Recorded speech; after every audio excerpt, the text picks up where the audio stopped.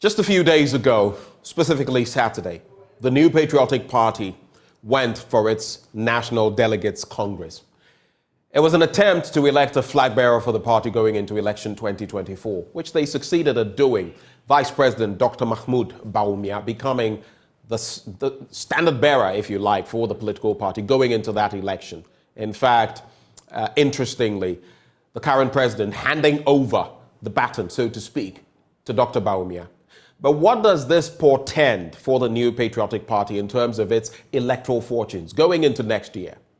Is this the team, at least with the flag bearer, that can break the eight? We've put that question out there on social media, Joy News on Facebook this morning, asking you, can Dr. Mahamudu Bawumia lead the NPP to break the eight? Share your thoughts with us. But for now, in the studio, we're going to have a conversation on that, the wider issues, and the narrow issues. Joining us as guests, Professor Kobi Mensah. He's a political marketing consultant with the University of Ghana Business School. We also have Dr. Michael Ayamga, a development economist and senior lecturer at the University for Development Studies in Tamale. Gentlemen, good morning. Morning, and thanks for having me. All right. Dr. Ayamga, I would ask that you just hold on for me. Professor Kobi Mensah is a bit tied up this morning, pressed for time. So I'm going to expend a bit of time on him and then let him go. Then I'll come to you, Dr. Ayamga. I hope that's okay with you, sir. That's good. Thank you. Thank you so much. Prof, initial thoughts on everything that happened on Saturday. So I'm starting from a very wide area before we narrow it down to the crucial issues. What was your impression of the Congress of the NPP? Thank you, and thanks to Dr. Ayanga for giving me the platform. I have a class at 8, so I had to run. Okay, no, so generally, of course, the party has done well. The organization, I think, very much went, better than the super delegate elections way back in August. So you would say that the party structures had perhaps learned one or two from the lot of complaints that actually came after that particular elections. So, of course, in terms of the organization, you would actually give them a pass for that. But the things surrounding the entire organization, obviously, there had been quite a lot of criticisms about the strategy in terms of deciding to do it, center by center, as opposed to pulling them together in a convention, which most people have actually expressed opinions on that, including the candidate themselves.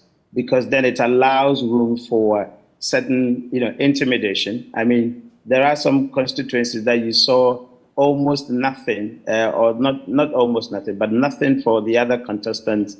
But, Dr. Bawumia, for example, sweeping the entire slate in those constituencies. That actually speaks to you that people are under certain coercion to express their political views in a certain manner, especially when you group them in that constituency by constituency basis. So perhaps they have to look at that. That's a bit of a criticism that most people But pressure or not, it was a secret vote and the people could have expressed their opinion, as we saw them do in some interesting cases in the Ashanti region and in the central region. So what then? You would think that's the case. Ideally, you would think that's the case. But of course, internal party structures are completely different. I mean, these people are easily targeted, unlike national elections where you could say that there are some floating voters here and there, so you wouldn't be able to even gauge because it's a secret ballot. But when it comes to party elections, almost everybody knows everybody, just like a small community, a village community. And so people know who is Alan Backes, people know who is Kennedy Japan Backes, people know who is Bawumia's Backes. And so with that particular foreknowledge, you would know that perhaps if you vote according to or not according to what the pressures want you to do, then you are easily targeted and identified. And that's why we say that doing it center by center is not an ideal position, is not a suitable position to remove the political pressures on people. But having said that, the vote itself is quite interesting. If you look at Bawumia's 61% against the touted 75%, it was highly publicized that he was going to get 75 and above. Some people had even stated that if he gets anything beyond 75, that's not a good poll. All right. But of course, the evidence is that he got 61. And then Kennedy Japan, who people didn't really think from where he was coming could pull that much. He got 37. And Samet said the projections were that he would even struggle to get between 20 and 25%. He got over 37%, almost 40%. Absolutely. And then let's break up the vote itself. I mean, in marketing, we have something called market share. If you go to the market and you look at the total pool of the market size, we look at the share that you have. But in this case, in the Bawumia's case, for example, we can actually align it to what we call co-branding, right? If you have a very huge machinery behind you, like the office of the president, which everybody knows, you have so many, parliamentarians leading the Bawumia's campaign. You have almost all the state, officers or the most important personalities in the party leading Bawumia's campaign. That's a huge coalition that you have. So such a size of a coalition can produce 61%. Then you would have to ask yourself, which part of that 61 is actually the contribution of Bawumia's own strength? So for me, I look at it as a very reduced legitimacy, and rather legitimacy swings to Kennedy Japan's side. Of course, you could also argue that his backers could be a coalition of his own strength, plus Alan's backers, because they had actually come out. But of course, they have to vote. So they might have actually pledged their support, logically to Kennedy Japan, for example. So I find it very interesting knowing the true strength of Dr. Bawumia, given that he has a very huge, large, coalition, very powerful coalition behind him, and he could only pull, 61%. Quite interesting there. So you realize that the legitimacy itself is actually behind Kennedy Japan. He has a huge stakes now. If you're talking about, the big weights in NPP, you cannot discount Kennedy Japan, for example, now. Now, looking at the voting pattern across the regions, we saw some shocking events in the Ashanti region where people, swung wildly for Kennedy Japan. In fact, the majority leader himself conceded that some of the votes took him by surprise in the Ashanti region because it was supposed to be a done deal for Dr. Mahamudu Bawumia. Same happened in the central region, where in some instances the spread was almost 700 for Kennedy Japan. But on the back of the polls, the votes he secured, what does this really mean in terms of the unity of the NPP? After this, they said, and we are united and we are forging ahead. In fact, Kennedy Japan said, let me just find, election was free and transparent. That was what Kennedy Japan said. The prelude to that, in the prelude to the election, we had Boachi Jakon, the likes of Dr. Free Akoto, the likes of Francis Adainimo, Kennedy Japan himself, Alan Tremating, saying this process has been rigged, it's manipulated, it is influencing people in a certain way, and it's not going to be fair. On the back of all these dynamics, Alan has formed his movement. Ken has run this two-horse race, if you like, and come out proving a point. Where does that leave the NPP in terms of unity and possibly breaking the 8? Well, of course, you can actually explain or analyze the unity in terms of two folds. One, of course, usually post-election unity is as a result of the behavior of the candidates themselves. So if the candidate had actually or had demonstrated anything contrary to their acceptance, then of course you could actually see the fragility in the rank and file of the NPP. Well, fortunately for them, the main protagonist seem to have accepted the leadership or the winning of Dr. Bawumia, for example. So you would not really see it from the top, and you would not see an ostensible, kind of disunity, amongst the party folks, because the key protagonists have actually accepted, and so you wouldn't see that. But the other side of it is about the harboring of disunity or unhappiness or the apathy from the part of the followers themselves. Whether if their leadership had actually accepted it, whether they personally would accept it, that's a different kind of conversation. And that is what usually leads to party apathy, that the supporters do not come out to vote. Now, I ask myself, if people had been so coerced, influenced with money, which ostensibly was on the TV screens, in radio, a lot of people seem to have been hugely influenced by what they call TNT. Now, in the general election, I don't think there's going to be any TNT for anybody.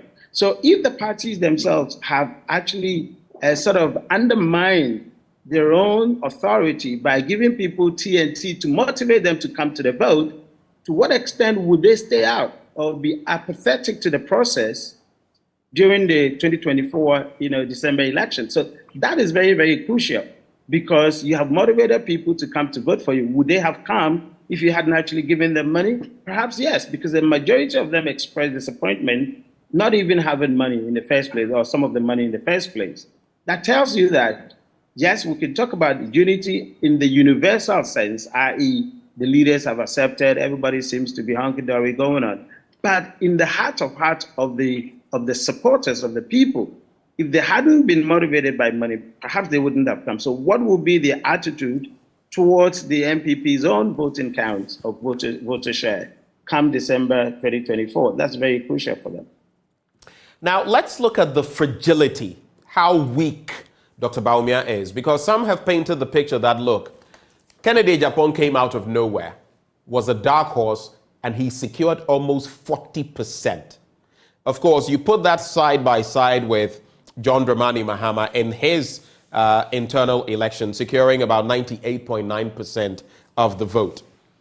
And some are projecting that Dr. Bawumia is a weak candidate because of the baggage he comes with, because of this performance, which was not foreseen by the party, because all, like you mentioned, all of those we interacted with from the party, whether from his camp or otherwise, said he wouldn't secure anything less than 70%.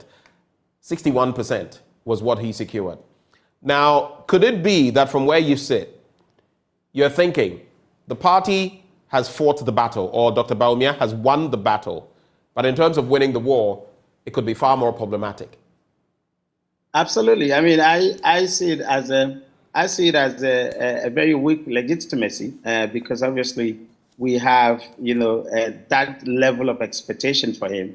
And as I said earlier, look at the giant leading the campaign. Usually when we're doing political campaigning, we have a certain, candidate or a certain personality, although they may not be the candidate themselves, but they whip votes to your direction. I mean, my own PhD actually sits on NPP strategy in 2000 elections. And so we looked at what we call the homeboyism kind of idea, to see the pillars that actually went on to kind of mobilize support for the candidate. That also is a factor in your winning. So if you look at the kinds of endorsers who actually followed Bawumia's campaign and make sure that they could articulate his appeal to the voters or to the delegates. And then you see other people who hadn't actually had that kind of endorsement, and still he came out with 61%. I think it's quite interesting to note that it's a very reduced legitimacy. And that's why we're talking about the idea that he hasn't had an absolute grip over the party. Now, whether that would actually spell disunity, I don't think so, because as I already said, the leadership had actually accepted his leading of the party. But as to whether that would reflect in the vote, it's questionable. I mean, in terms of the broader, legitimacy that he couldn't actually secure, when his own team have touted 75 plus, or at least 75. And that disappointment had been expressed by the majority leader. And not only him, I know quite a lot of people, prominent NPP people, being parliamentarians or party folks, who had led this campaign, had believed that in their constituency they're going to whitewash the competition. But it never happened. And I'm sure that inside the campaign, they're very disappointed, and they're looking at its possible implication on his leadership, and then in December election next year. Just to leave you with these, because I know you have to go in the next 2 to 3 minutes. You talk about a reduced legitimacy for Dr. Mahamudu Bawumia, but to be fair to him as well, you would also notice that you can even say he's the strongest of the weakest, in the sense that for first-time contenders, those who are, engaging in the primary, the presidential primary for the first time, this is the highest any of those have got in the NPP. So you can give him that. But the two questions I'll throw at you. What if there were an Alan Kennedy, not Alan, Bawumia Kennedy Japan pairing for election 2024? Would that put the NPP in a better stead to break the 8? And then again, Justin Frimpong Kodua, the general secretary of the party, has said the NPP can never be tagged as an Akan party on the back of the election of Bawumia. Does this make that assertion correct with the selection of Dr. Bawumia? Well, let me give you an insight in my own PhD. As I said, my PhD is very much sits on NPP strategy in 2000 election, very much the same framework. When you're going into elections, you have at least 3 elements. You have your presidential candidate, you have your policy, you have your party, representing the brand, the political brand of the political party going forward. So you're not only looking at the strength of the candidate and perhaps the possible vice candidate, but you're also looking at the strength of your policy brand, all right, which is your policy credibility, the policy types, and what the target markets are for those policies. You're also looking at the brand of the political party, whether the political party has established track record that on the foreground of the people's thinking could actually influence. The influencing factor is not only the candidate's strength, but these 3 basic strengths, all right? Now, if you take the NPP currently as we speak, nobody will tell you that they have policy brand strength, all right? That policy brand strength has been reduced because of their own promises that they gave in 2016, 2020 elections that they didn't deliver. So policy credibility perspective, they're weak there. I would be surprised to find that Ghanaians will really believe in total, like the policy promises that the NDC would offer. That's NPP would offer. That's a challenge. Now you have also the party's, profile. Now the party's profile usually is actually taken from where the party originally came from, its traditions, its history, its ideology, and whether those can actually, present quite a brand strength to pull the vote. And then, of course, you can talk about the candidate's character in terms of its believability, in terms of its approachability, in terms of its ideological basis. All these ones come to mind. I mean, I think, going forward to this campaign, of course, we're not discussing NDC, but we can make comparison and then compare that with also Alan, for example, who is actually going independent. Now, I think that the NPP has the issue with the policy credibility brand issue. They have a candidate problem they have to fix because their candidate is not the one that voters believe in. I'm sure a lot of Ghanaians will tell you, and what they have actually branded him as. And then, of course, you have the party track record. Perhaps the party track record could help, but there are current, factors that would remind, voters whether the party has a credibility or not. So I think that they are going into this election in a very weak position. All right. And the Akan party tag, does this wipe it away? Well, I think that Justin Kodua was wrong. Of course, he could have actually misspoke because he used Akan to represent Ashanti as opposed to the totality of the Akan people. But I had always argued that's not the main case. I mean, if you look at our political history, we do not have divisions in terms of geographical divisions or culturally, etc. NDC had gone on to present South-South tickets on a number of occasions, and they've won. It is because of the perception of Akanistic on NPP, is because of their own behavior. I have almost said every time that why would the finance minister keep on naming its budgetary, brand name with Akan name? They call something Obatampake, and another time they put another Akan name on it. These are the behaviors that people are interpreting and say you are too Akanistic. It's not because you presented or not a certain, party leader. Again, I have said that most of the time when you meet NPP people in a gathering, they're most likely to speak Twi than English. Whereas when you go to NDC, it is not. These are to look at. And then, of course, the appointment. If you check the appointment of Nanado, you would hear a lot of Akan-sounding names than the other tribes. These are not my words. If you go and check my transcript with some of the party top weights way down in 2008 when I did my data, these are some of the things that they themselves referred to. The reasons why Jacob Echebilamte would want to bring in quite a lot of people of other sounding names at the forefront of every press interaction, and actually feel the NPP's press interaction with lots of women were because to reduce the certain perception. And when they won in 2000, they went back on their own framework and started doing things differently. That is what is actually affecting people's perception of the NPP as acanistic, not because they hadn't had a leadership of a certain extraction, as you would call it. Prof, we're so grateful for your time. We've stolen a few more minutes than we planned, but thank you so much. Sorry about that. Yeah, we'll talk again. All right. Thank you. And that is Professor Kobi Mentor of the University of Ghana Business School. Let's now move on to Dr. Michael Ayamga. Doc, once more, thank you so much for being patient with us.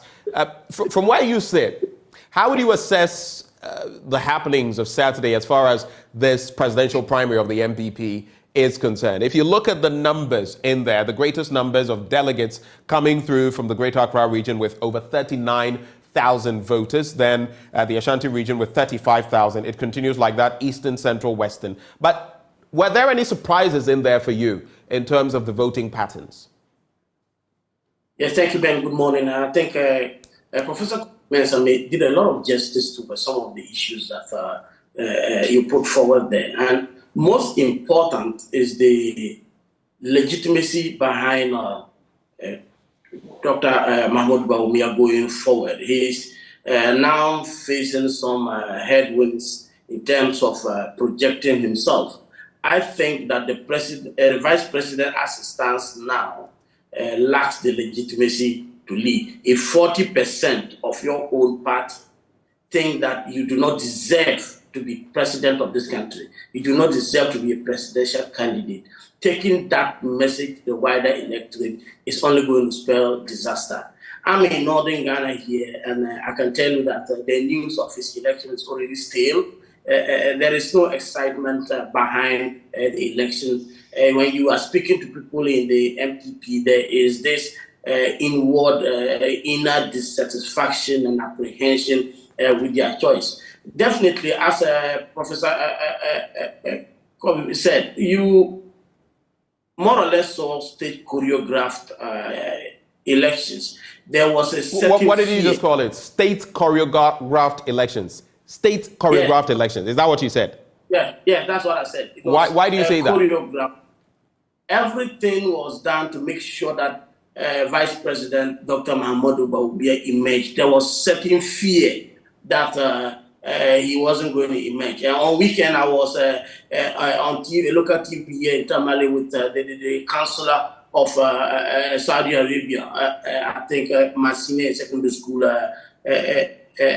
Kamaldeen. And he said that they had felt some fear in themselves, and he had to go down to his community in Nanton to ensure that things went the way they were expecting, because he was supporting Dr. Mahamudu Bawumia. So you can understand the apprehension, the fears. Some people have to do something to ensure that what the people wanted to project doesn't come to pass. So that is the problem we are confronted with here.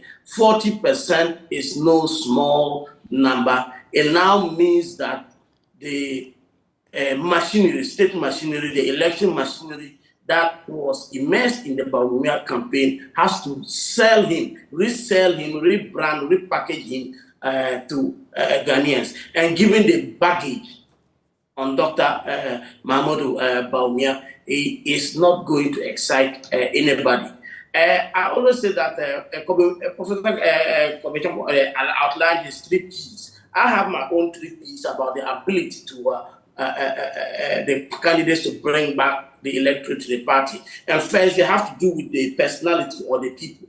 And then the vice president comes across as someone who has lost credibility in terms of his ability to transform his speech into action. And you also have to look at the powers. The NPP has naturally been a duopoly between Buzia and Dankwa factions of the party, even though it's not explicitly stated. It is an unwritten convention that more or less supersedes their constitution. That is why after 2007, when Alan Chimantin was very strong, very popular. Many people bought his message. The internal structures of the NPP ensured that candidate Akufo-Addo emerged then. Even in the build-up to these elections, you heard slogans like Adrumisu and all other things. That Adrumisu was driven by the internal convention of the NPP that is a duopoly between Ebuzia and Dankwa tradition. As for the Dombo that they are now trying to ascribe to them, Dr. Mahamudu Bawumia, which is not actually the case, it's just a side dish or a dessert after the meal has been eaten. So you realize that the claim of Justin Code, the General Secretary, should add that the NPP is not an Ashanti party is probably a misunderstanding of the protest of the Tanko faction, the Buzia faction.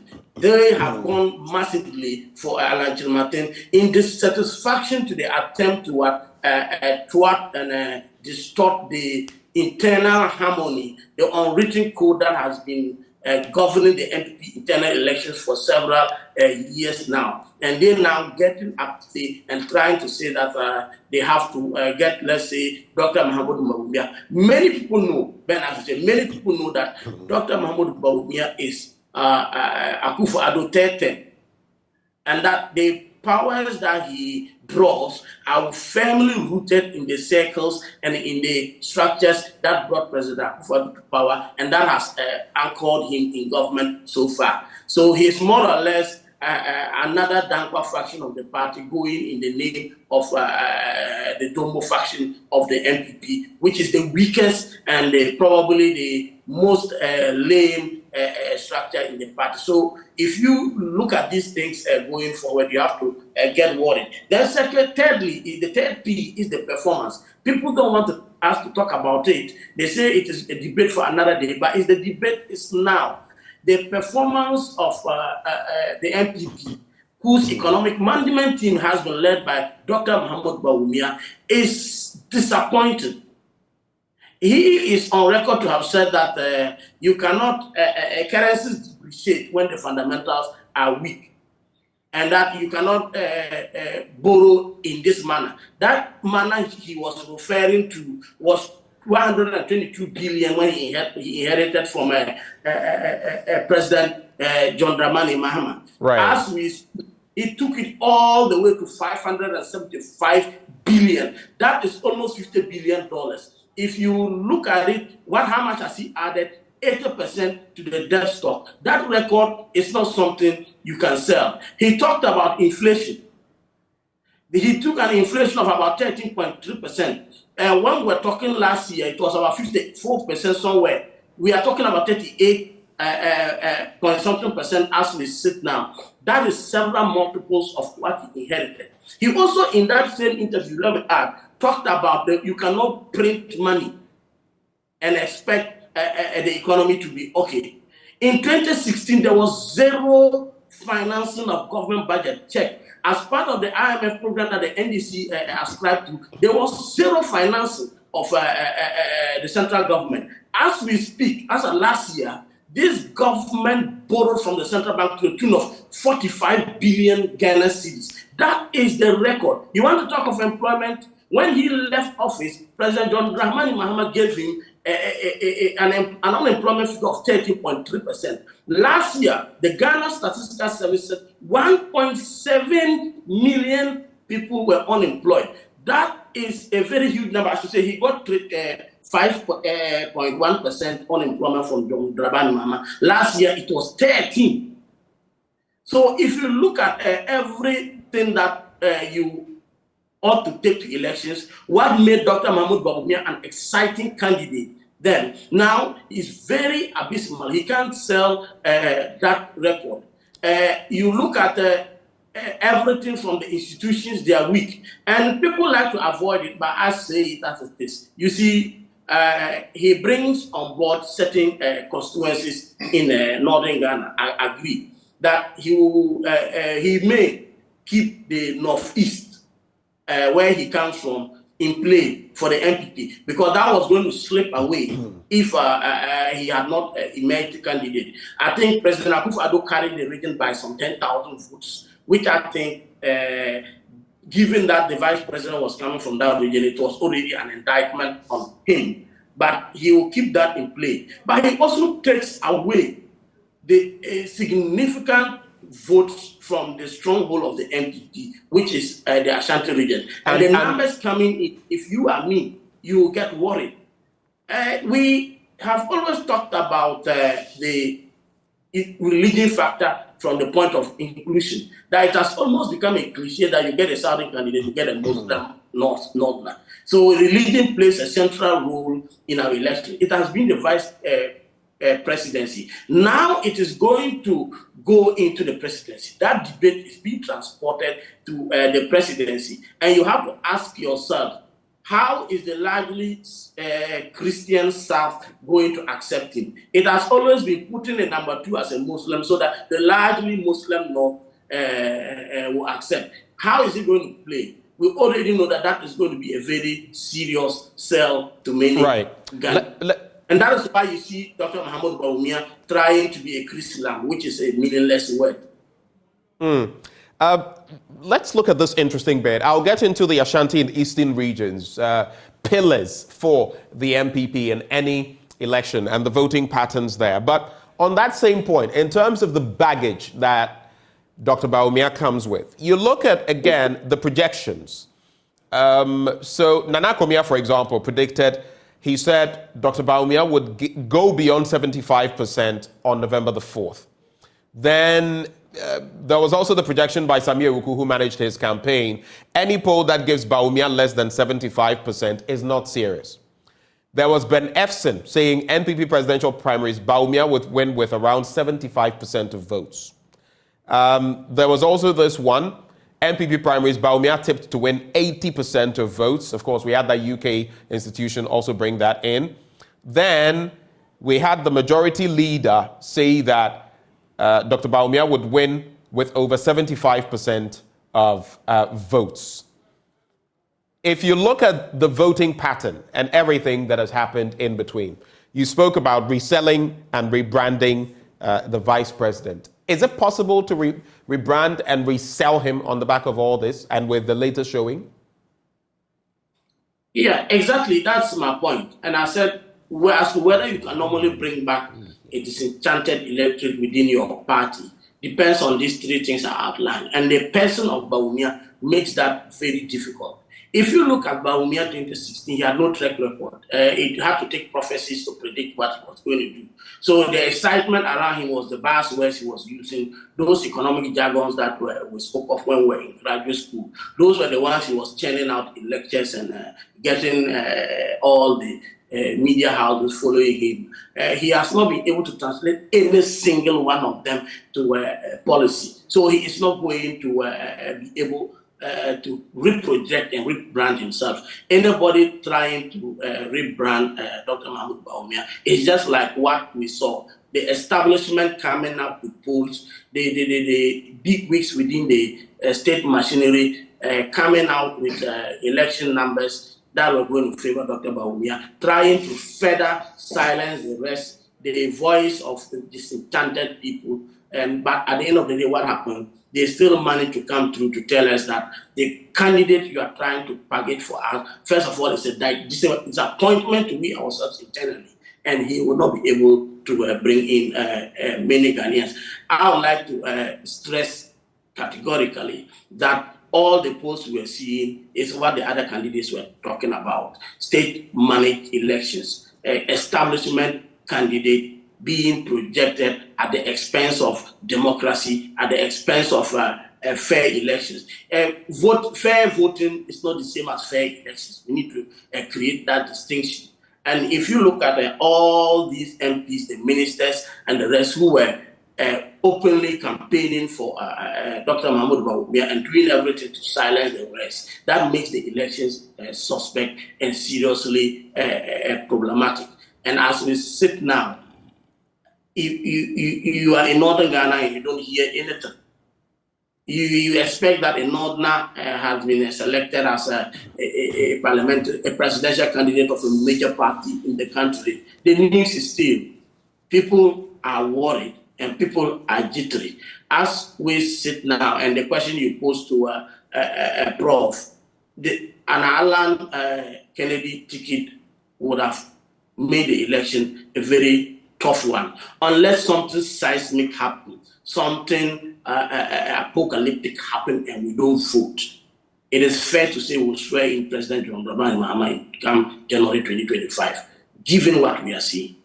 Wow, that's quite a projection. You're saying that on the back of everything that has happened, even without the NPP, even without Dr. Bawumia choosing his running mate, you are saying that as of now, it is fair to say that come the 7th of January 2025, we'll be swearing in John Dramani Mahama? You can hold me to my word. You can ask me the question on this studio, and I will tell you that they have no record to run against. I was on TV again. The issue was trying to run away from the record that Dr. Mahamudu Bawumia was not in charge, it's President Akufo-Addo that's in charge. And that is problematic. If you look at one thing that people don't talk about is the legitimacy to govern. Within the party, Dr. Mahamudu Bawumia is not empowered by a very solid structure that he has built, that is controlled. He's empowered by a structure controlled by the Danko faction of the party, the Akufo-Addo machinery. So he's going to be a stooge of the Danko faction. It's a Dombo, looks like a Dombo, but it's actually a Dankwa. And that's why we Northerners hate. We still have memories of what happened in the Liman regime, and we think that this is just a window dressing, trying to get a big Northerner up there and control him from the backstage. And Ghanaians are already tired with a very powerful president. We don't want to try an extremely weak one, still controlled by the very systems and structures that have brought this country to its knees. There is no missing words about it, that this is the attempt to have an Akufo-Addo third term, to let what is going on continue. Let me buttress this. When we were doing the e-levy, Vice President Dr. Mahamudu Bawumia indicated that the e-levy shouldn't be taxed. That was his position as the chairman of the economic management team. What did the finance minister do? He brushed it aside and treated him with reckless abandon. And he could not do anything. If you are saying that this is not his record, it means that the vice president has been a stooge all these 8 years and has not been able to assert himself and insert himself in the governance and policy making in this country. He has not been able to bring his policies to bear in the management of the country. And he is now being projected by that same structure that suppressed him. You want to tell me that we should expect something different? No. So I think that apart from the tough sell that the NPP have, he was already going to be a very difficult candidate.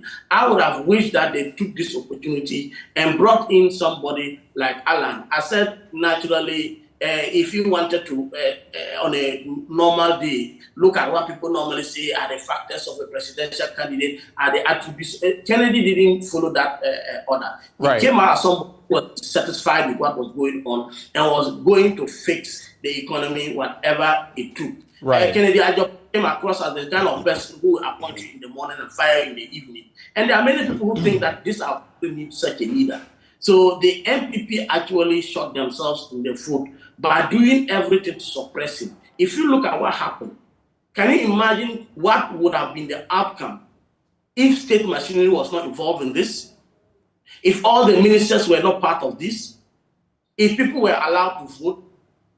If all the ambassadors and whosoever did not come from wherever they were to their constituencies to threaten the people? And you know, internal party elections, you know who is voting, you know who is who. And it's very easy to coerce them. All right. It was a very, very state choreographed elections that almost went bad. All right. State choreographed elections, you call it. Let's